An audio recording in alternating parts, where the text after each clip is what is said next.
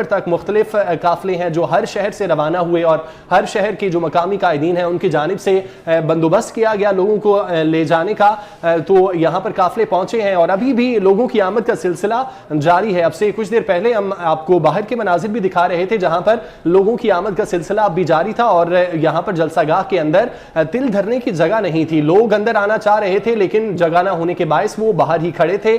अभी भी मजीद काफिले आ रहे हैं और कारकुन बड़ी बेसब्री से इंतजार कर रहे हैं। मियां मोहम्मद नवाज शरीफ अब स्टेज पर पहुंच चुके हैं। मनाजिर आप देख सकते हैं, शहबाज शरीफ के साथ हमजा शहबाज भी मौजूद है और मियां मोहम्मद नवाज शरीफ स्टेज पर पहुंच चुके हैं। स्टेज पर इसाक डार भी मौजूद है, मरियम नवाज, मरियम औरंगजेब, शहबाज शरीफ और मियां मोहम्मद नवाज शरीफ के ये मनाजिर आप देख सकते हैं।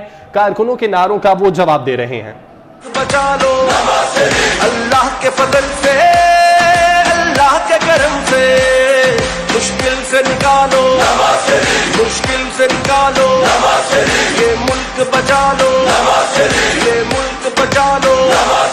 जब कौम पे वक्त कड़ा आया, दिल में एक नाम तेरा आया। जब कौम पे वक्त कड़ा आया, दिल में एक नाम तेरा आया। बस मुखलिस एक तुझे पाया,